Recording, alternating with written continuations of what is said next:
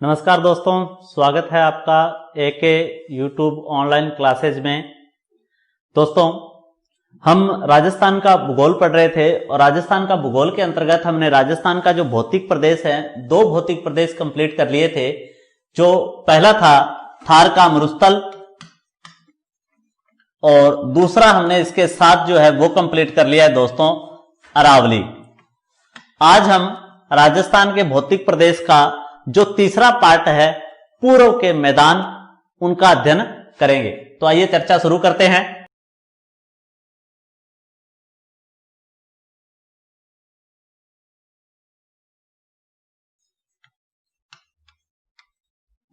पूर्व का मैदान। तो हमने पूर्व के मैदान के अंतर्गत आज अपने प्रारंभ करेंगे। पूर्व मैदान की क्या क्या विशेषताएं हैं और उससे संबंधित जो अन्य बातें हैं उन पर अपने चर्चा करते हैं। सबसे पहले अपने बेसिक रूप से देखते हैं कि जो पूर्व का मैदान है वो कौन सा क्षेत्र है। तो पूर्व मैदान की सबसे पहले अपने बेसिक जो जानकारी है उसको जुटाएंगे और उसके बाद में हम पूर्व मैदान के बाद में जो उस क्षेत्र से संबंधित अन्य विशेषताएं हैं उनका अध्ययन करेंगे। ये राजस्थान है। राजस्थान के अंतर्गत हमने मुख्य रूप से ये जो भौतिक प्रदेश है थार का मरुस्थल, इसका संपूर्ण अध्ययन कर लिया है। हमने अरावली का संपूर्ण अध्ययन कर लिया है और अब हम पूर्व के मैदान की बात कर रहे हैं। तो पूर्व का जो मैदान है दोस्तों, सबसे पहले हम इसकी बात करते हैं निर्माण की। तो पूर्व के मैदान का जो निर्माण है वो हुआ था दोस्तों प्लीस्टोसीन काल में। निर्माण हुआ प्लीस्टोसीन काल के अंतर्गत इसका निर्माण हुआ। निर्माण का कारण क्या है, किससे निर्माण हुआ है? तो गंगा व यमुना, गंगा व यमुना नदियों द्वारा, गंगा व यमुना नदियों द्वारा बहाकर लाई गई, बहाकर लाई गई जलोढ़ मिट्टी द्वारा, लाई गई जलोढ़ मिट्टी से।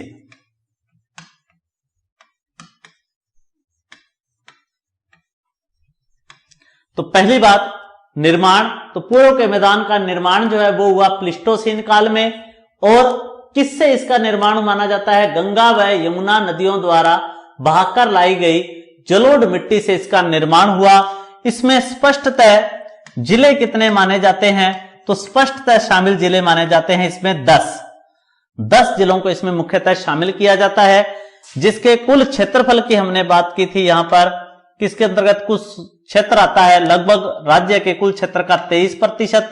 जबकि अगर हम यहां जनसंख्या की बात करें तो लगभग राजस्थान की 39% जो जनसंख्या है, 39% जनसंख्या यहां निवास करती है।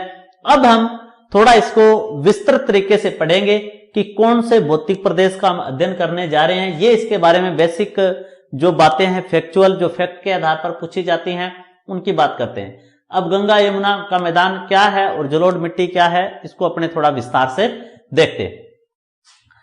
तो दोस्तों, मैं यहां भारत का बेसिक स्ट्रक्चर बनाना चाहता हूं, जिससे आपको इस बात, ये जो बात है वो विस्तार से समझ आ जाए। ये अपने बना रहे हैं भारत का एक सामान्य जो है वो मैप।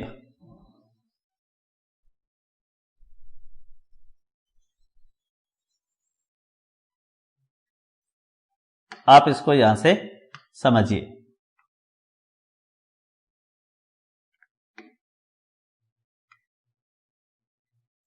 ये आप मान लीजिए भारत का सामान्य जो चित्र है, और इस चित्र में मैं राजस्थान को अलग कलर से ड्रॉ कर देता हूं। ये आप मान लीजिए ये है यहां राजस्थान।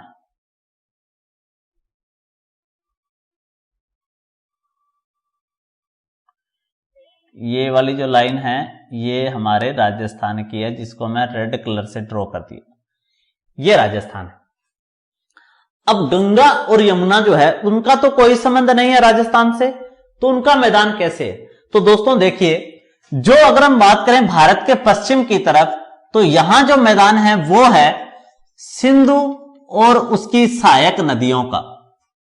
जबकि अगर हम यहां देखें तो उत्तराखंड से यहां से गंगा नदी निकलती है और वह यूपी में इलाहाबाद क्षेत्र से बिहार, झारखंड, जो रांची वाला पठार है वहां से होते हुए पश्चिम बंगाल और वहां ब्रह्मपुत्र में मिल जाती है।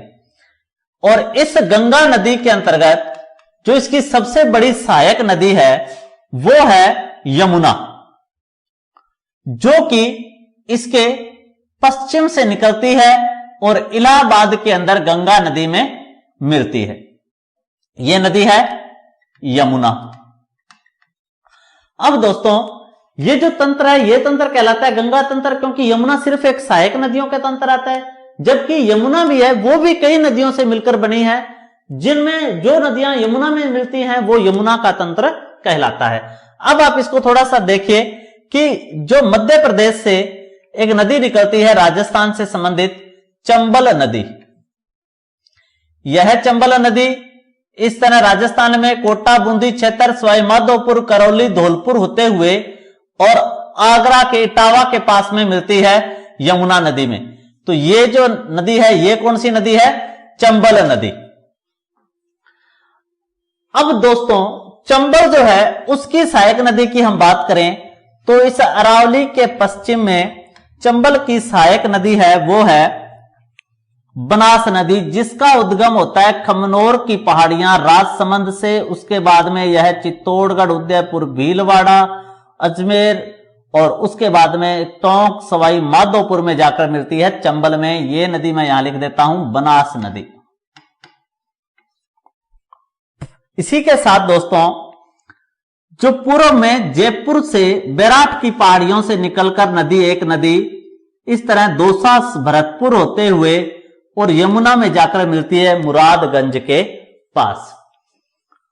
अब दोस्तों मेरे जो कहने का मतलब है उसको आप देखिए कि ये जो नदियों का एक जाल बना, इन नदियों के मध्य की ये जो भूमि है ये कहलाता है इन नदियों का मैदान। जो इसके आसपास की ये भूमि है ये क्या कहलाता है? इन नदियों का मैदान। अगर वह गंगा के आसपास की भूमि है तो वो कहलाता है गंगा का मैदान, अगर वह यमुना के आसपास की भूमि है तो वह यमुना का मैदान हो गया। अगर चंबल के आसपास की भूमि है तो चंबल, और बनास के आसपास की भूमि है तो बनास का मैदान कहलाता है। अब जो प्राचीन काल में प्रारंभ में क्या था, गंगा और यमुना जो अपने साथ नदियां तेज बहाव के साथ जो अपने साथ मिट्टी, गाद वगैरह जमा करके लाती थी वो इस क्षेत्र के अंदर फैली, और इस कारण ये उन्हीं का जो विस्तृत मैदान है इसी मैदान का हिस्सा है।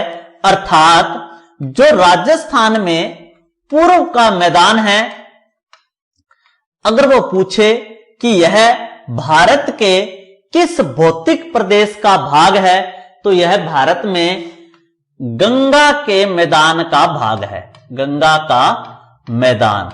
तो जो भारत का उत्तर का विशाल मैदान है उस उत्तर के विशाल मैदान का ही भाग है राजस्थान में पूर्व का मैदान। इसीलिए यह किसका विस्तार माना जाता है? तो गंगा और यमुना के मैदान का विस्तार जो है वो माना जाता है। तो जाहिर सी बात है अब यहां आपको एक बात समझ का आ गई होगी कि हम किस मैदान की बात पढ़ने जा रहे हैं। तो हम इसके अंतर्गत क्या क्या पढ़ेंगे तो मैं आपको इसका वर्गीकरण बता देता हूं। पूर्व के मैदान के अंतर्गत हम किन किन नदियों का जो बेसिन क्षेत्र है उसको पढ़ेंगे। तो अब दोस्तों जो पूर्व का मैदान है, इस पूर्व मैदान की अपने बात करें तो पूर्व के मैदान को मुख्य रूप से 3 भागों में बांटा जाता है। पूर्व का मैदान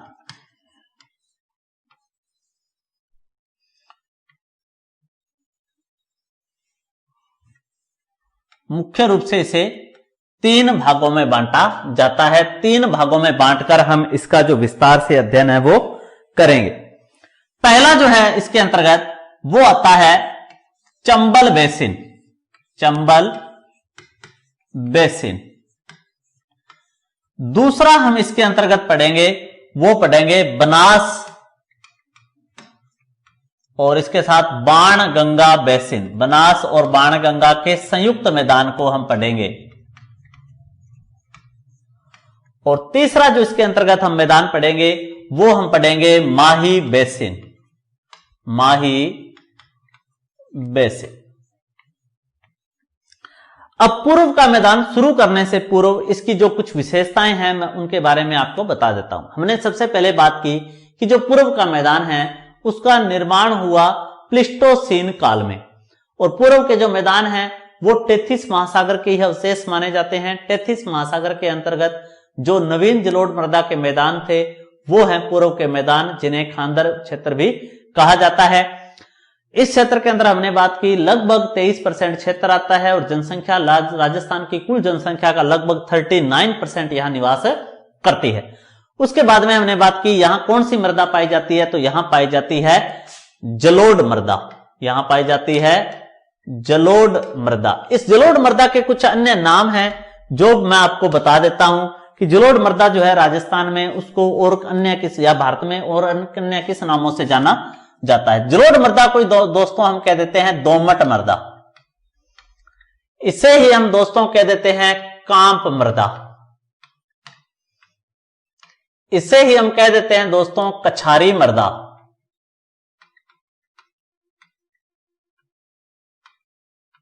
इसे ही हम कह देते हैं दोस्तों एल्फीसोल्स या एल्फीसोल मृदा। तो जलोढ़ मृदा, दोमट, कांप मृदा, कछारी मृदा, ये सब किसके नाम हैं, तो ये सब के सब जलोढ़ मृदा के नाम हैं। अब जलोढ़ मृदा जहां पाई जाती है, जो नदियां प्रतिवर्ष अपने साथ मिट्टी लेकर आती हैं, वह मृदा भारत की सबसे ज्यादा उपजाऊ मृदा है। इसी आधार पर राजस्थान में सबसे संपन्न भौतिक प्रदेश कौन सा है, कृषि की दृष्टि से, जनसंख्या की दृष्टि से, जनसंख्या घनत्व की दृष्टि से या कृषि की संभावना की दृष्टि से सबसे संपन्न या सबसे उपजाऊ प्रदेश कौन सा है, तो सर्वाधिक उपजाऊ प्रदेश है वो है पूर्व का मैदान। सर्वाधिक उपजाऊ मैदान है। अब उपजाऊ मैदान क्यों है, क्योंकि यहां कौन सी मिट्टी पाई जाती है, जलोढ़ मृदा। इसलिए राजस्थान की सर्वाधिक उपजाऊ मिट्टी कौन सी है, तो राजस्थान की सर्वाधिक उपजाऊ मिट्टी है जलोढ़, दोमट, कांप मृदा, कछारी, एल्फीसोल्स। कहां पाई जाती है, पूर्व के मैदानों में पाई जाती है। किसका विस्तार है, गंगा और यमुना के मैदान का विस्तार माना जाता है। तो सर्वाधिक उपजाऊ है ये। अब जाहिर सी बात है दोस्तों कि एक सामान्य ऐसी कहावत है कि जहां गुड़ होगा वहां मक्खियां भी होगी, तो इसीलिए सर्वाधिक उपजाऊ है। इसीलिए राजस्थान में सर्वाधिक जनसंख्या कहां निवास करती है, तो सर्वाधिक जनसंख्या जो है वो यहां निवास करती है। सबसे ज्यादा राजस्थान में जनसंख्या है यहां पर, इसीलिए राजस्थान में सर्वाधिक जन घनत्व कहां पर है, घनत्व भी कहां पर है सबसे ज्यादा, तो सर्वाधिक घनत्व पूर्व के मैदानों में है। सर्वाधिक उपजाऊ मृदा, इसीलिए कृषि की संभावनाएं अधिक कहां हैं, तो कृषि संभावनाएं यहां सर्वाधिक हैं। इसके अलावा राजस्थान में औद्योगिक रूप से अग्रणी क्षेत्र कौन सा है, तो औद्योगिक दृष्टि से भी यह क्षेत्र जो है वो आगे बढ़ रहा है। तो औद्योगिक रूप से भी क्या है, संपन्न क्षेत्र है। औद्योगिक रूप से भी क्या है, संपन्न क्षेत्र है, जिसमें जयपुर जो है मुख्यतः खासकर अलवर का जो क्षेत्र है, भिवाड़ी वाला जो एरिया है, धारुएड़ा कुशकेड़ा वाला जो क्षेत्र है, यहां नवीन औद्योगिक जो इकाइयां हैं वो स्थापित की जा रही है। तो इसीलिए जो है भिवाड़ी क्षेत्र को राजस्थान का क्या है, दूसरा मैनचेस्टर भी वर्तमान में कहा जाने लगा है। तो सर्वाधिक उपजाऊ है, सबसे ज्यादा जनसंख्या है, राजस्थान में सबसे ज्यादा जनघनत्व यहां पाया जाता है, कृषि की सर्वाधिक संभावनाएं, सर्वाधिक उपयोगी कृषि क्षेत्र कौन सा है, तो भी पूर्व के मैदान है, और सबसे ज्यादा औद्योगिक विकास की संभावना भी कहां, यहां है। इसी के साथ यहां एक समस्या है, वो समस्या क्या है कि जिस क्षेत्र के अंदर हम कृषि संभावना को देख रहे हैं, तो कृषि के लिए जो उपयोगी बातें हैं वो क्या है, सबसे ज्यादा तो जल, क्योंकि कृषि में सिंचाई के लिए हमें क्या चाहिए, जल, और इसलिए पूर्व के मैदान उपजाऊ है, इसलिए वहां जल का दोहन कृषि क्षेत्र में अधिक होता है। इसी कारण आपसे पूछे कि राजस्थान का कौन सा भौतिक प्रदेश है जहां जल स्तर तेजी से नीचे गिर रहा है, तो तेजी से जल स्तर कहां नीचे गिर रहा है, तो पूर्व के मैदानों में तेजी से जल नीचे गिर रहा है। और तेजी से जल नीचे गिर रहा है, इसलिए यहां एक व्यक्ति है जो जल संरक्षण के प्रयास के लिए विख्यात है, तो उसका आप नाम सब जानते हैं, राजेंद्र सिंह। राजेंद्र सिंह हैं और ये कहां के निवासी हैं? अलवर के निवासी हैं। और ये जो राजेंद्र सिंह हैं इन्हें एशिया का नोबेल कहा जाने वाला रमन मैग्सेसे अवार्ड जो है वो भी प्राप्त हो चुका है। इन्हें राजस्थान में जल वाले बाबा के नाम से जाना जाता है। तो जल वाले बाबा कौन है? राजेंद्र सिंह, अलवर के निवासी हैं। इन्होंने क्या है कि एक पद्धति विकसित की है जिसका नाम है जोहड़ पद्धति। उस जोहड़ पद्धति के माध्यम से ये जल के संरक्षण का प्रयास करते हैं। वर्षा जल आदि उनके संचय पर भी इन्होंने क्या दिया है? जोर दिया है। इसके बाद अब अपने जो पूर्व के मैदान है उसमें अलग अलग सभी मैदानों के अंतर्गत जो जो उनकी विशेषताएं हैं उनका अध्ययन करेंगे। तो अपने शुरुआत करते हैं चंबल बेसिन से। तो अपने स्टार्ट किया चंबल बेसिन। अब चंबल बेसिन कौन सा क्षेत्र है और चंबल बेसिन की क्या विशेषताएं हैं, कौन से प्रश्न इस क्षेत्र से हमारे लिए बन सकते हैं, उनसे संबंधित हम इस वीडियो के अंतर्गत बात करने वाले हैं। तो सबसे पहले चंबल बेसिन क्षेत्र कौन सा है उसको हम थोड़ा सा मैप के आधार पर देख लें, क्योंकि अगर किसी क्षेत्र के बारे में हमें थोड़ी नॉलेज होगी बेसिकली मैप के आधार पर तो हम उसकी विशेषताओं को देख पाएंगे। तो सबसे पहले हम बात कर रहे हैं चंबल नदी के बारे में। आपको बता देता हूं चंबल जो नदी है, इस चंबल नदी का उद्गम जो होता है वो होता है मध्य प्रदेश के अंदर महू नामक स्थान से। इसके पश्चात यह जो नदी है वो राजस्थान की ओर आती है और ये प्रवेश करती है राजस्थान में चित्तौड़गढ़ के 84 गढ़ में यहां प्रवेश करती है। इसके बाद यह नदी दोस्तों कोटा बूंदी की सीमा बनाते हुए जाती है और सवाई माधोपुर, करौली और धौलपुर होते हुए इटावा के पास किस में मिल जाती है? ये यमुना नदी में मिल जाती है, जिसका हमने जिक्र थोड़े समय पहले किया था। किस तरह यमुना की क्या है? एक सहायक नदी है चंबल। अब दोस्तों जो चंबल के क्षेत्र, ये जो क्षेत्र है जो अब हम बेसिकली विशेषताएं पढ़ने वाले हैं वो हम विशेषताएं इसकी पढ़ेंगे धौलपुर, करौली, सवाई माधोपुर, कोटा, बूंदी और ये चित्तौड़गढ़ के क्षेत्र में जो जो चंबल की विशेषताएं हैं इन्हीं जिलों से संबंधित जो बातें हैं चंबल पर वो हम करने वाले हैं। तो सबसे पहले चंबल क्षेत्र के अंतर्गत जो जो बातें आती हैं उन पे अपने बात करते हैं। तो दोस्तों चंबल जो है इसमें कुछ शब्दावलियां हैं जिनके बारे में प्रश्न आते हैं और मैं उनके बारे में आपको बता देता हूं।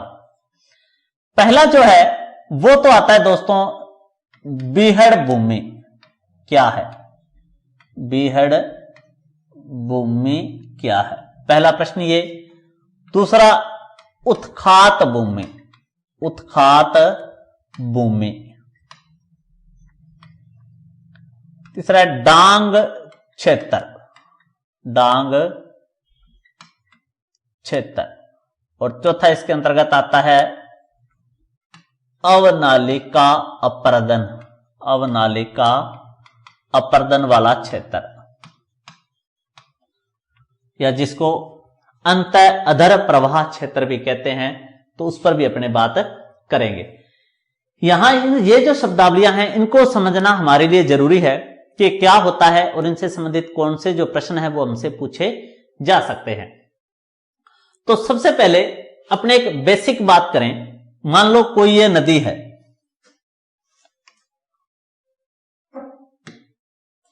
माना कि ये कोई नदी है और नदी में इस तरह क्या है जल का प्रवाह हो रहा है। अब अगर वर्षा अधिक हो, वर्षा अधिक होगी तो जल का प्रवाह भी क्या होगा? अधिक होगा। और एक समय ऐसा आएगा कि ये जो नदी का जल है वो इससे बाहर निकल जाएगा, इस तरह बाहर निकल जाएगा, यहां इसके किनारे तक फैल जाएगा। जब तक नदी का प्रवाह कम नहीं होगा तब तक ये जल जो है इसके साथ साथ बहता रहेगा और अपनी जगह बनाता रहेगा। अब जैसे ही वर्षा जो है वो कम हुई तो ये पानी जो है वो वापस इस तरह नदी की ओर लौटने लगेगा, वापस इस तरह क्या है नदी की ओर आ जाएगा। अब दोस्तों बेसिकली आप बात समझो क्या है कि जब नदी तेज गति से उफान पर होती है तो वह अपने साथ मिट्टी, कंकड़, पत्थर जो भी चीजें हैं उनको अपने साथ क्या है पानी के बहाव के साथ अपर्दित करती हुई, काटती हुई लेकर जाती है। अब ये जो राजस्थान का क्षेत्र है ये एक तो पहली बात की पठारी भूमि का क्षेत्र है। दूसरा, राजस्थान में सर्वाधिक जो वर्षा है वो कहां होती है तो इसी क्षेत्र में होती है। सबसे ज्यादा अपने झालावाड़ में पड़ते हैं, झालावाड़, कोटा, बूंदी वगैरह, इसी क्षेत्र में सबसे ज्यादा वर्षा होती है। इसीलिए चंबल नदी में जो जल है वो भी क्या होगा ज्यादा। इसीलिए हम एक प्रश्न पढ़ते हैं कि राजस्थान में किस नदी में स्थायी जल की उपलब्धता सर्वाधिक है, तो स्थायी में सबसे ज्यादा जल किसके पाया जाता है, चंबल में पाया जाता है।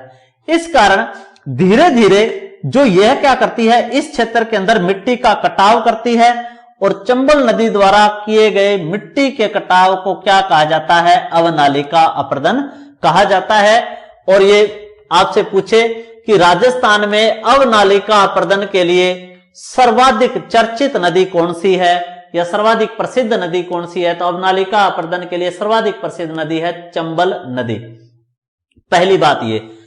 दूसरा जो है कि इसी क्षेत्र को कहा जाता है अंतः अधर प्रवाह क्षेत्र, अंतः अधर प्रवाह क्षेत्र, इसे अंतः अधर प्रवाह क्षेत्र भी कहा जाता है। जिसको हम नदियों से संबंधित विवरण आएगा तब मैं आपको इसको विशेष रूप से बता पाऊंगा। नदियों का जो जाल बनता है अंतः अधर प्रवाह क्षेत्र भी इसे कहा जाता है। अब दोस्तों जो ये क्षेत्र है धीरे धीरे जहां ये जल पहले बाहर निकल गया था उस क्षेत्र से जब वापस यह नदी की ओर जल लेकर आता है तो ये जल अपने साथ क्या करता है, इस तरह ऐसी नालियां सी बना देता है। ये क्षेत्र भी क्या हो गया, धीरे धीरे ऐसे दलदली हो जाएगा लगातार पानी के बहने से। यहां धीरे धीरे क्या हो जाती है, स्वतः जो है वो उग जाती है वनस्पतियां, स्वतः यहां उगती है, इस तरह वनस्पतियां उग जाती है। और धीरे धीरे ये जो वनस्पतियां हैं ये क्या कर लेती हैं, विकराल रूप धारण कर लेती है। धीरे धीरे ये क्या करती है, विकराल रूप धारण कर लेती है। विकराल का मतलब ऐसा नहीं है कि कोई बहुत ज्यादा भयानक हो जाती होगी, विकराल रूप का मतलब है कि घनी हो जाती है, बहुत ज्यादा सघन हो जाती है।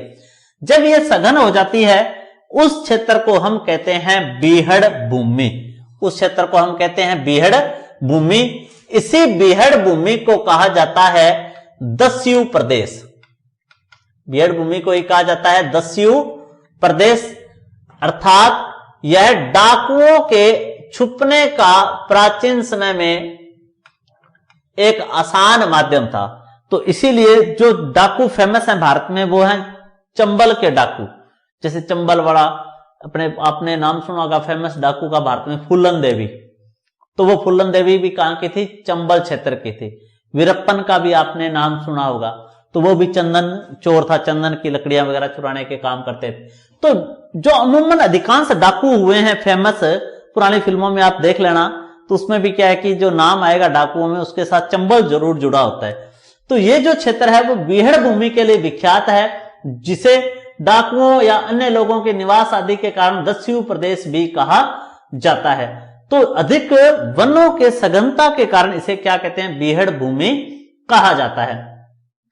अब दोस्तों जो बात आती है उत्खात भूमि की, तो मैंने आपको बताया था कि जो उत्खात का मतलब होता है उबड़ खाबड़, उबड़ खाबड़। सामान्य बात करें ऊंचा नीचा, ऊंचा नीचा। अगर कोई क्षेत्र दोस्तों जल के प्रवाह के साथ में धीरे धीरे वहां मिट्टी का कटाव हो रहा है, तो जिस जगह मिट्टी छोड़ेगा वो क्षेत्र क्या हो जाएगा, धीरे धीरे ऊंचा, और कुछ क्षेत्र जहां से मिट्टी काट लेगा वो क्षेत्र क्या हो जाएगा, नीचा। तो इस तरह चंबल क्षेत्र के अंदर इस तरह की आकृति बनती है, ऊंची नीची, इस तरह की आकृति बनती है। इस ऊंचे नीचे उबड़ खाबड़ क्षेत्र को कहा जाता है उत्खात भूमि। इसे क्या कहा जाता है? उत्खात भूमि कहा जाता है। और इस उत्खात भूमि में आप देखिए दोस्तों, जो ऊपर का हिस्सा है, उच्च भाग है, इसे कहते हैं डांग प्रदेश या डांग क्षेत्र, इसे कहते हैं डांग क्षेत्र। और जो निचला भाग है, जहां धीरे धीरे मिट्टी इकट्ठी होती है, इसे कहा जाता है खांदर भूमि, खांदर भूमि, इसे कहा जाता है खांदर भूमि। इंडियन ज्योग्राफी के अंतर्गत भी जब हम हिमालय का अंतिम भाग करेंगे तो वहां मैं आपको खांदर और इनके बारे में विस्तार से समझा दूंगा। और इसके अंतर्गत भी जब इस पूर्व के मैदान के अंत में आपको बता दूं खांदर बागर वगैरह के बारे में, या फिर चंबल जैसे सेशन पूरा होता है तब अपने उसके बारे में बता देंगे। जो हम बात कर रहे थे कि ये जो उत्खात भूमि है, इसका जो ऊपरी हिस्सा है वो कहलाता है डांग क्षेत्र, और जो नीचे का हिस्सा है जहां पर इस तरह नदी के बहाव की जो मिट्टी है वो जमा होती है, वो कहलाता है खांदर भूमि। डांग क्षेत्र पर बात करें तो डांग की रानी, डांग की रानी या कहें बीहड़ की रानी, वो कहा जाता है करौली को, वो कहा जाता है करौली को। ये जो मुख्य क्षेत्र है बीहड़ का, उसके मध्य में स्थित होने के कारण करौली को डांग की रानी या बीहड़ की रानी कहा जाता है। जबकि हम बात करें कि सर्वाधिक राजस्थान में बीहड़ भूमि, सर्वाधिक बीहड़ भूमि की बात करें हम तो सबसे ज्यादा है राजस्थान के धौलपुर जिले में, धौलपुर जिले में सबसे ज्यादा बीहड़ भूमि है। यहां पूर्व में सबसे ज्यादा बीहड़ भूमि या उत्खात भूमि कहां है? धौलपुर में है, जिसे वेडलैंड टोपोग्राफी भी कहा जाता है। बीहड़ भूमि को ये और क्या कहा जाता है? तो उत्खात भूमि कह लो चाहे, इसे ही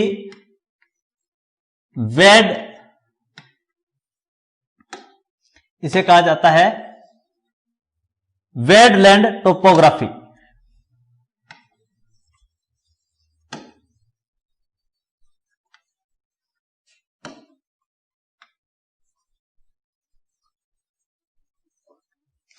इसे वेडलैंड टोपोग्राफी भी कहा जाता है। यह कृषि की दृष्टि से अनुपजाऊ भूमि है, कृषि की दृष्टि से अनुपजाऊ भूमि किसी भी काम की नहीं है।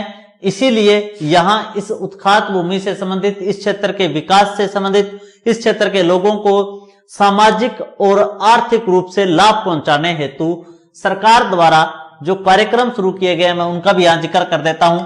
जिसके अंतर्गत पहला जो कार्यक्रम है वो है टंद्रा क्षेत्र विकास कार्यक्रम, टंद्रा क्षेत्र विकास कार्यक्रम।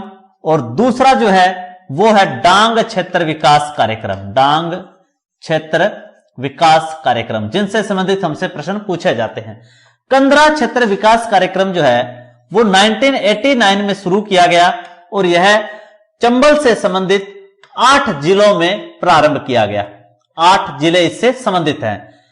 डांग क्षेत्र कार्यक्रम जो है वो सन 2004 में शुरू किया गया और इसका भी संबंध राज्य के 8 जिलों से है। तो ये बात आप ध्यान रखें, टंद्रा क्षेत्र विकास कार्यक्रम का संबंध चंबल क्षेत्र से है, उसके 8 जिलों से है। 1989 में इसे प्रारंभ किया गया था। डांग क्षेत्र जो है उसका भी संबंध किस चंबल क्षेत्र से है और यह सन 2004 में प्रारंभ हुआ था और यह भी 8 जिलों में वर्तमान में संचालित है। तो उत्खात भूमि को हमने पढ़ा। अब दोस्तों जो नेक्स्ट वीडियो होगा हमारा, उसके अंतर्गत हम चंबल इस क्षेत्र की कोई विशेषताएं जो रह गई हैं उन पर, तथा अन्य जो पूर्व मैदान के जो भाग हैं, माही बेसिन और बनास बाणगंगा बेसिन, उन पर जिक्र करेंगे।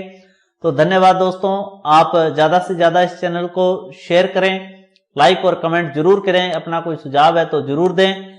धन्यवाद। जय हिंद, जय भारत।